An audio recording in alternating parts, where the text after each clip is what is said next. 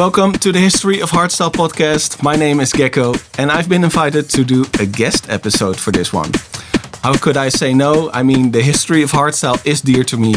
I'm always fascinated with the history of all things rave music, and hardstyle is a genre that's particularly dear to me. I would say it's the first genre where I really dove deep into music, collecting a lot of stuff. And I want to kick it off with the track that I would say is the first hardstyle track that I've ever heard. It's called Stompin Jack Flash, the Giada remix. Of course, this is from the Italians, Techno Boy, that kind of area. And yes, this melody is actually taken from Kraftwerk. I didn't know when I heard it for the first time. It was featured on an IDT Hard Trance CD that I had. You might know this vocal as well. It's been used many times, but it's so good still.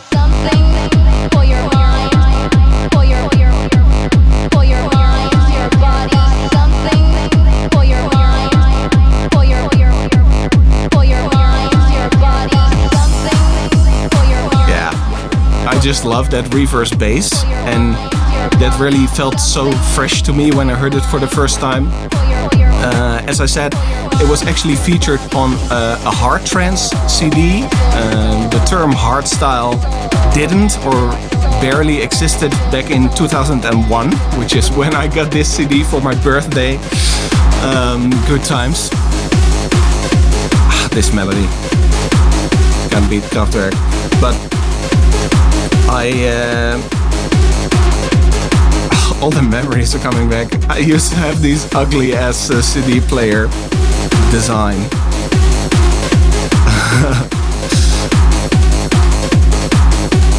But yeah, hard trance.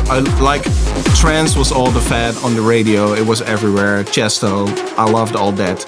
But hard trance was taking it a step further, and on that CD was this, the very early beginnings of what would become hardstyle music, and I was instantly hooked. Like, this was the track I listened to most from the CD. Yeah. On repeat and on repeat. And on the same CD there was also DJ Isaac on the Edge, mega classic as well. I think it was actually the track featured after this one. Anyways, I'm gonna make a little leap in time forward, because hardstyle underwent a lot of evolution, of course, especially in those first few years. And I want to talk about the introduction of the pitch kick. And if we're talking about pitch kicks, we have to talk about donkey rollers, but they are the inventors of this sound.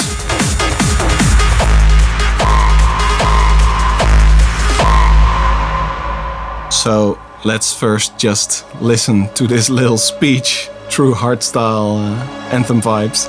No one would have believed in the first years of the millennium that a few men even considered the possibility of creating a harder style and dance music. This is based on the War of the Worlds. And yet, across the gulf of space, minds immeasurably superior to ours regarded this thing with envious eyes.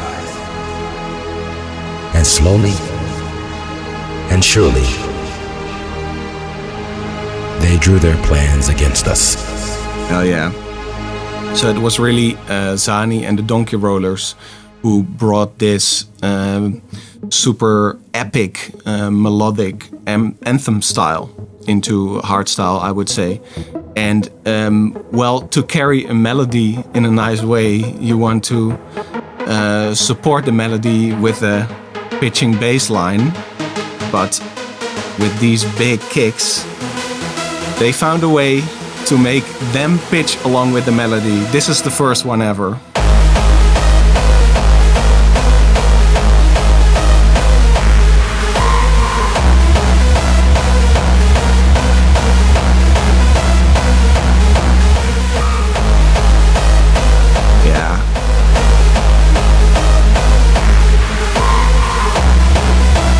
This was unheard of. I think it was released start of 2005, made in 2004, and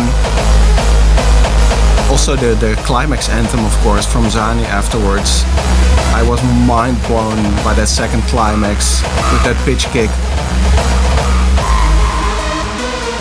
Yeah.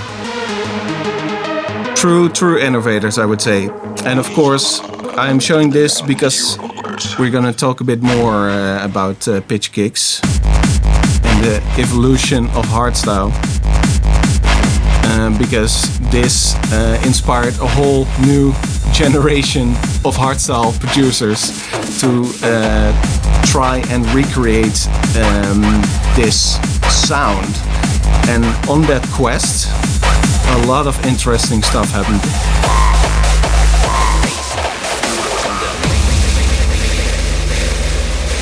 And the whole revolution was started.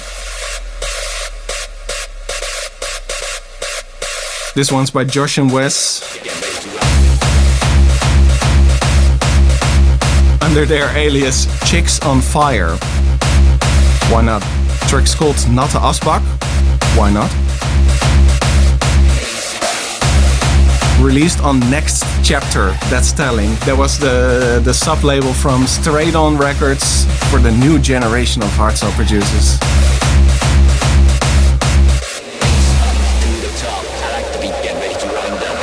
Yeah, this track was one of my favorites. It's very lo-fi production, but incredible.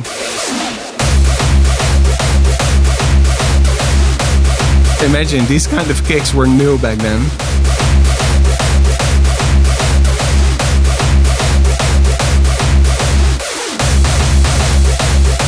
I used to have like a live set rip of this track, which I listen to all the time. It's in the most horrible quality. But it's just, this whole section here was so mesmerizing. How old was I around that time? 16, 17, 18? Yeah.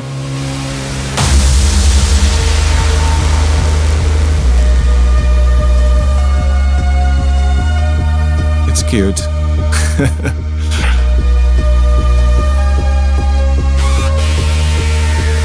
So I would say Josh and Wesz were definitely on the forefront of this new style. Throw your hands up.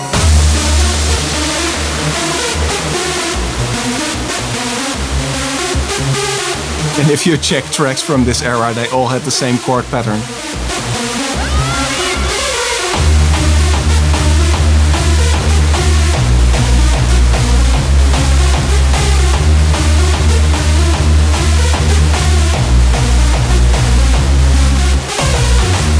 Yeah, so those are those very early pitch kicks, like people were still figuring out how to do them, but it's actually very charming, I would say.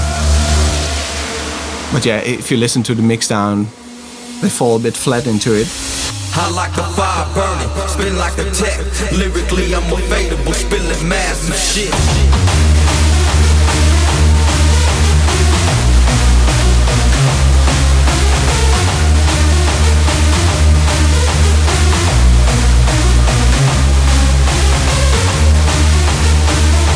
Wow, I really wonder how this must sound if you've never heard it before, or if you haven't lived through that era, because you have to understand, I was mega involved. Like, so in 2001, I heard my first hardstyle tracks, like the one I showed you earlier. But then around 2003, when Climax went to the Galra Dome, that's when it triggered something to me. A friend showed it to me and I was like, oh my god, this is epic, this is amazing, I want to get into this music, hardstyle. So my involvement really got more intense over the years, and around 2005 I started collecting all hardstyle that was available on the internet, just downloading vinyl rips of whole labels. Yeah. What a kick. So I was also on a lot of forums, so I was really hot on all the new stuff that was being played. And this was also, of course, part of this movement was Headhunterz, who we now know just as Willem only, but they started out as Willem and Bobby, and together they were the Nasty Detuners. Bring me your silence. Are you hard hats still willing to continue? This is it. Don't hesitate. We are the Nasty Detuners, and we bring you melody. So, before Headhunterz got signed to Scantraxx, I mean, that's where they got their name, Headhunterz. They called themselves the Nasty Detuners, and honestly, I love that name. Prepare yourself to be bashed to the barriers of another dimension. We will guide you through.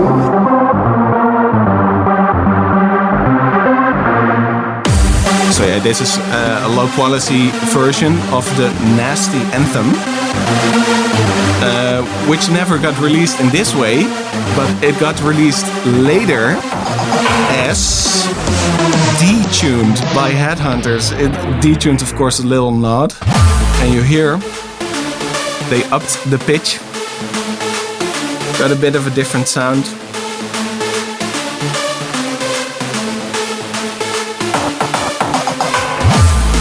And they replaced the vocal to say Headhunterz instead. Bring me your silence. This is the sound of the Headhunterz.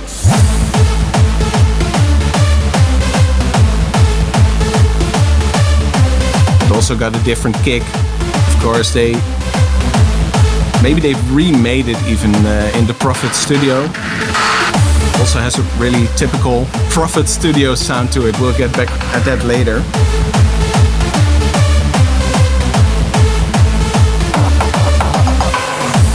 But yeah, I remember just following all these emerging new producers and just rooting for them to find the label as well.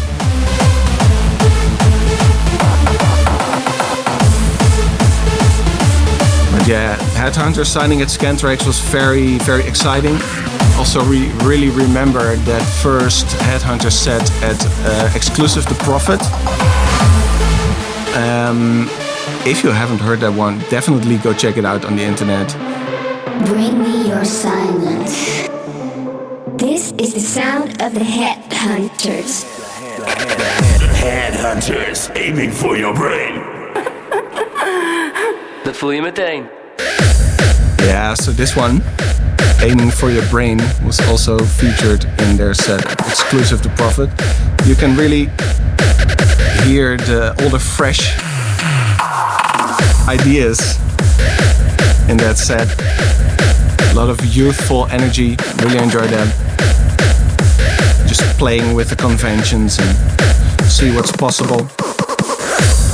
Also, there are like multiple intro parts, so you can already hear the Headhunterz showmanship in there. But yeah, this track. Very exciting.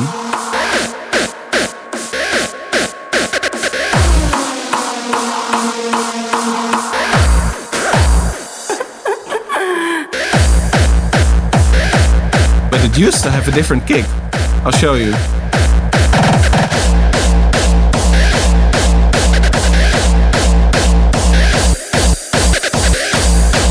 So this is actually an old promo version of the track, also low quality. And this is the new one, more tight kick. The Headhunterz, aiming for your brain.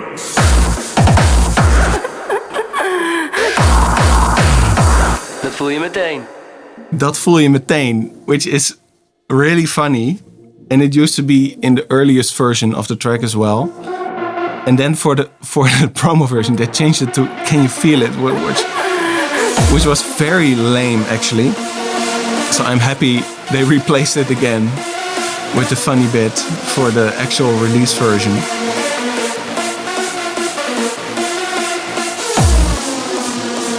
But I want to show you again back to back the two versions in the climax, because I was kind of disappointed with the release version.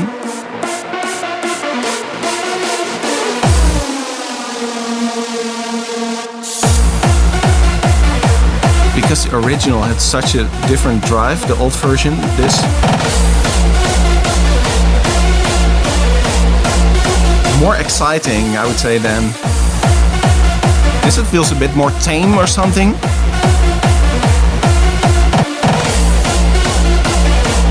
Wild energy, wild energy.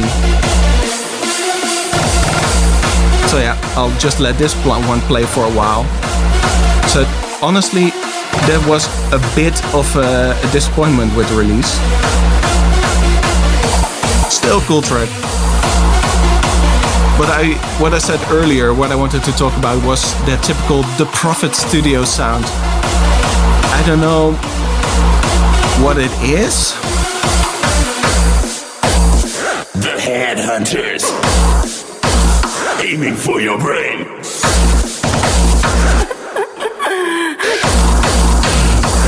Can you feel it? So that's the Can You Feel It? That really sucks. Dat voel je meteen, it's better. Anyways, listen to this one. The Defcon Anthem by The Prophet. That sound. Defcon 1.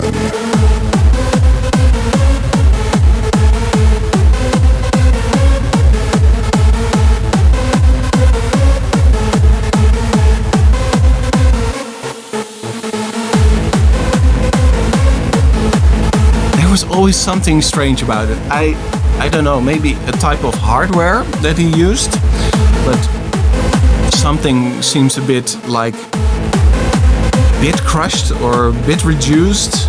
That could be a hardware thing. Something seems a bit out of phase. Could be intentional, but it has always fascinated me. And yeah, those early Headhunterz tracks, also still The Sacrifice, the big breakthrough record, of course, still had it. Actually, I'm also reading the new biography of The Prophet, his new book. Defcon 1. It's called Uit het Hart. So it's only in Dutch, unfortunately, but I can highly recommend it if you can read Dutch. Bless you. Lots of interesting insights, also his whole career, but also some juicy behind the scenes bits. I'm always very interested in that. I also collect all those books there are, like about multi-groove, about Dano, the whole Merry-Go Wild thing, the IDT book, Awakenings book.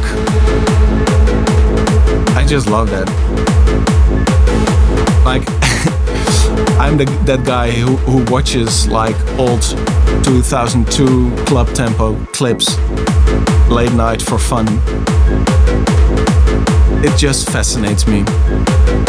But I want to get back at that Headhunterz kick thing, because it was ripped. It was just straight up ripped from the legends, the Donkey Rollers. And I mean, Headhunterz weren't the only ones doing that. But it made me understand later why they had to change the kick. The kick was so good because it was a Donkey Rollers kick. So they had to come up with something of their own for the release version of Aiming for Your Brain.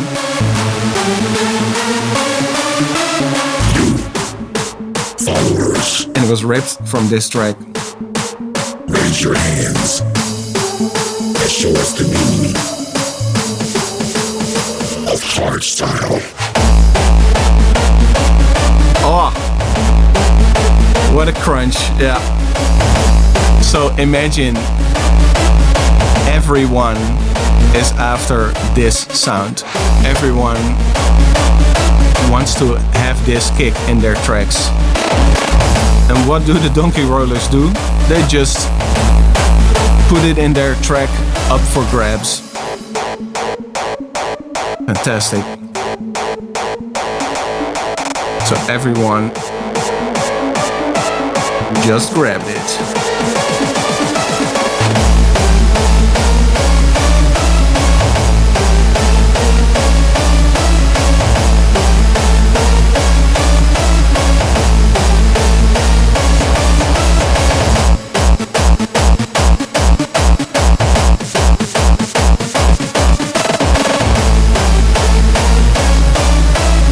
Not even pitching in this one, but you can pitch it really well.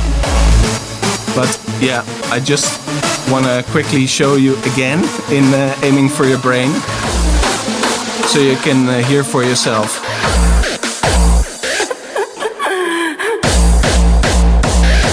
It's pitched up a bit. You can hear some stretch artifacts even, but it's just the followers kick.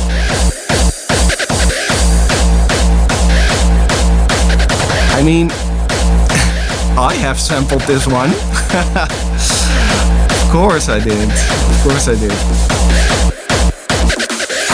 I'll show you where in the track it's just straight up for grabs in followers. Can you feel it? You, followers. It's in a later part of the track. Raise your hands. Show us the meaning of hardstyle. Here. Just cut it out. Use it in your own track. Why not?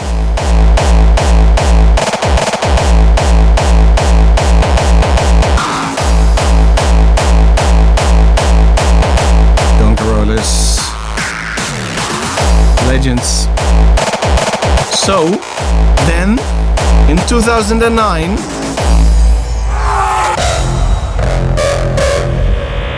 CTRL.ALT.DELETE. the code was cracked by Noisecontrollers. Noisecontrollers. Bas has always been obsessed with the donkey roller style, with that kick. So, for the In Control anthem, CTRL.ALT.DELETE, he created what many people consider to be the closest approximation of that kick. In control.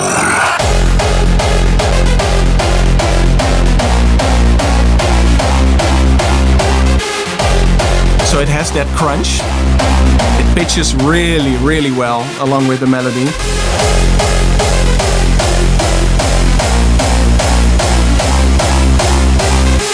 I would say it's a bit more clean also, a bit safer.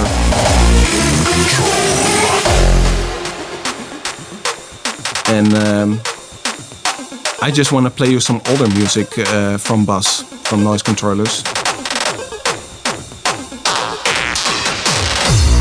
This one is under his old alias Roughstyler. I used to be on forums, also Global Hardstyle. He was also on there, and he posted some snippets once in a while. I was following him, and he was doing super interesting melodic stuff, and I just wanted more and more of it. You know, here's the thing. I saw that ad for electric scissors during one of the highest rated shows in America about these two rich fucking mean pieces of shit, and I vowed that I'm going to retain that image. Incredible, right? Me, little me, I'm an American, I fucking hate it. That's all we've done with it? We're fucking assholes, man. So, from this pure party music originating from the clubs, hardstyle evolved into this experience music.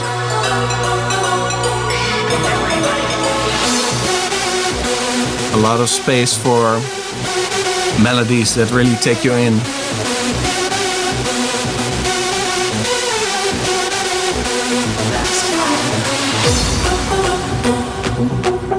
I still have some snippets that he posted on the forum. I was talking with him a while ago that he doesn't even have himself anymore.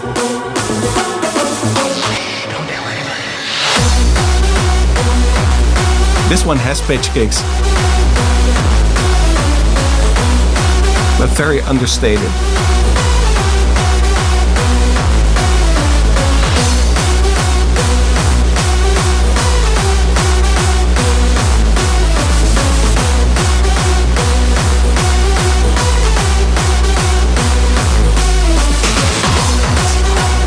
But yeah, this was just released on some label. I think it was Confusion, like it wasn't much.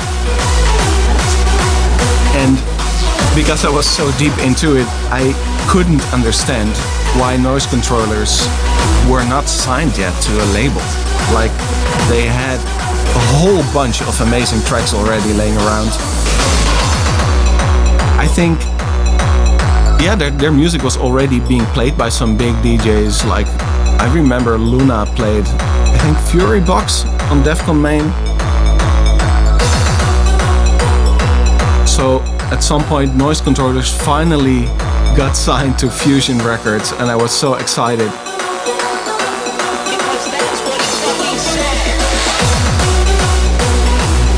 This melody.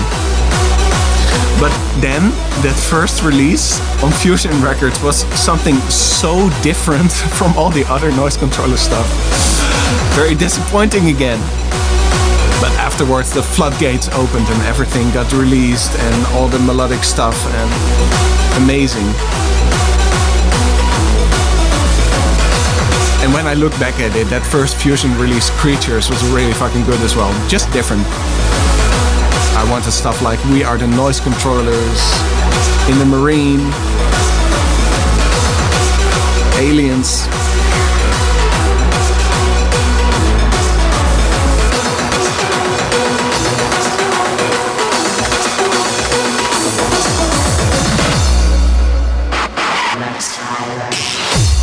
So yeah, I would say it was very exciting to live through this era, this revolutionary era in hardstyle music, where it really evolved into something more than just party music. And I was here for it. And through these forums, I was also motivated to start producing myself. I started in 2007, I think, yeah. And in 2008, I made this track called Hallucinating. And I remember sending it out, and shout out to DJ Luna, because he was the first of the big artists ever to give me positive feedback for this one. The drugs we gave you when we brought you here have a fairly serious side effect: dehydration. Your head is probably sore, your throat is raw, and if you don't eat or drink something soon, you're going to start hallucinating. Yeah, I sampled that vocal from the series Lost. Do you remember that? That was quite epic back then. Anyways, so positive feedback from DJ Luna, but nothing for a release. But Zatox, I also sent it to Zatox, I think even on MSN. And he was, let's fucking release it. So this one became my first release, but a bit in a strange way, because Zatox, he was like, yeah, we have to arrange a remix.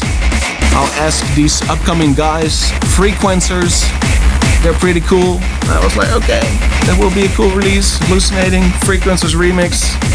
Let's roll. 2008, let's go. But then I have a little trauma with Italian labels by now. Nothing happened. Like Frequencers did make their remix, but then the label didn't want to release it anymore, or we didn't hear anything anymore. I don't remember. Weird story. I love this part, by the way. I wanna reuse this at some point. Yeah. Also, you really hear my fascination for epic music in this one. Back then. Hallucinating. I got these chords from a game, Just Jackrabbit, you might know it. One of my favorite childhood games. Anyway, so nothing from that label. But Frequencers then came and said, yeah, we can release it on another label. But your original will have to be labeled as a remix. You have to understand, like they were releasing a track on another label, and they could add their remix as a B-side to it. And then my original as a remix to that, as a B2 on that vinyl. I just wanted to get things rolling. I was not going to be difficult about that. Let's just fucking get it out there. But in the end, it was released in a rather strange way. Not as Geck-o Hallucinating, but as Freaks versus Neck and Decepticon Hallucinating, the Geck-o remix.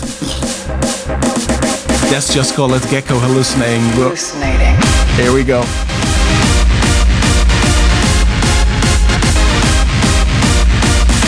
Production is a bit crude, but it's a wonder that I was able to make this after, I think, a year and a half, maybe less even, of producing with FL Studio.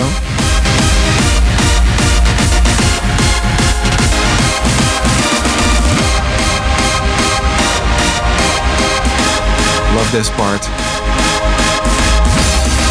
Epic.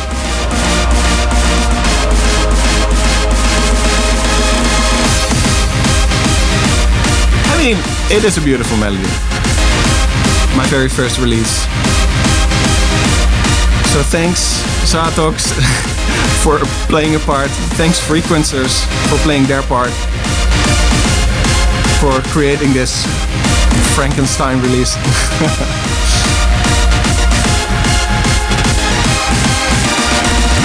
And it was released on vinyl, but I don't own it. Like, they never sent it to me. The drugs we gave you when we brought you here have a fairly serious side effect: dehydration. Your head is probably sore, your throat is raw, and if you don't eat or drink something soon, you're going to start hallucinating. Yeah.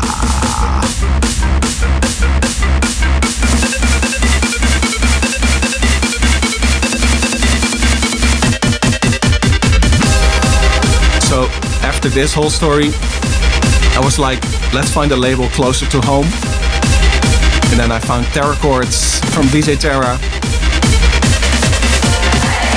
who was very enthusiastic about my music from the very start. And he gave me all the artistic freedom to just release anything I wanted.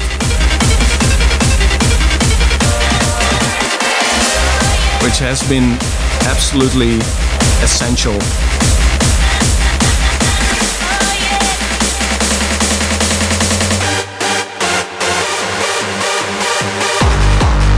For my development as a producer, to just try everything and it could flow because we could just release everything.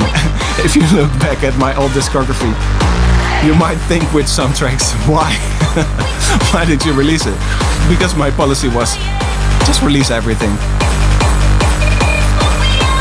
But in that way, it so came that I made It's What We Are, which is still one of my biggest hits.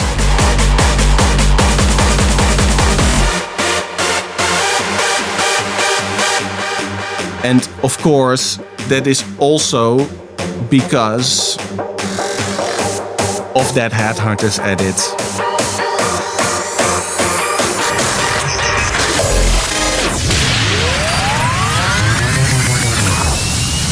Hey there, this is Headhunterz.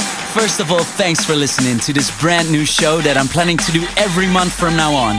60 minutes of pure quality productions. This is Hard with Style. Epic, right? With that iconic reverse bass.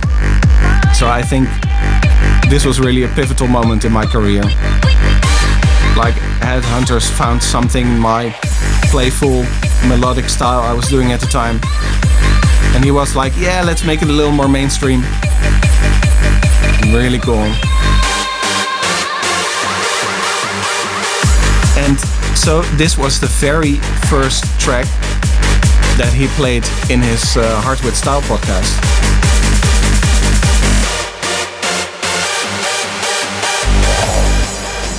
So that moment was really big for me because it gave me a lot of attention. I mean, back then Headhunterz was already the #1 hardstyle name with this podcast, which was from the very start on the #1 hardstyle podcast out there.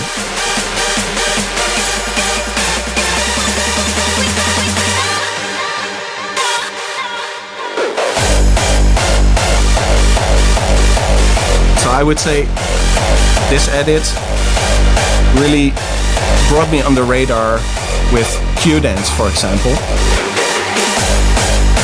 Like after this was released, I think this edit was never even officially released, only on compilation or something. But from then on, I've played Defcon 1 every year, straight to the blue stage. I never played the purple stage at Defcon 1. Quite interesting, actually. Like with this quirky style of mine, and they just dared to put me straight on the blue. Big ups Q-Dance.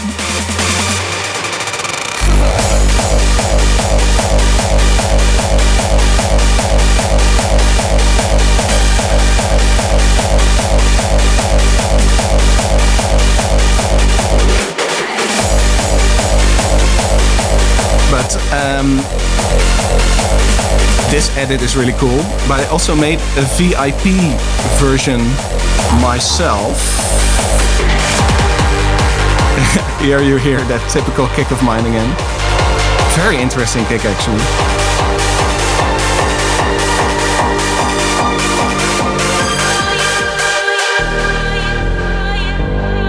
Yeah. So I gave these chords here a little more depth.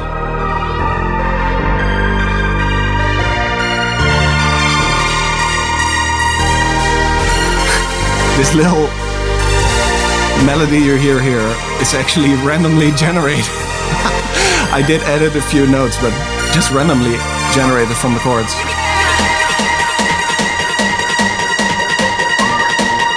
And of course, this track means so much to me, so later on I also went to make the reloaded version together with Prime Shock. And the reloaded again version for a more main stage kind of sound.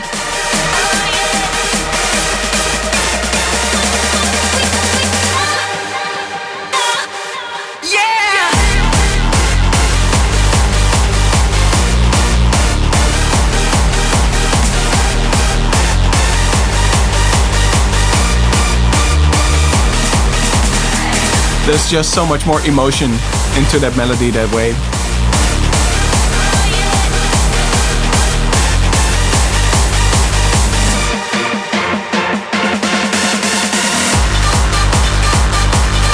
Yeah, so I think, I mean, I could go on forever with this, right?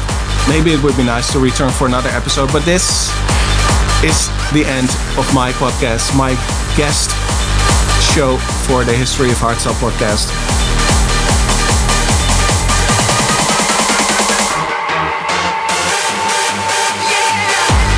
I hope you enjoyed the format. Of course, I've been talking a lot over this music, but I think there's more added value in that. If you want to hear the tracks, just go stream them somewhere.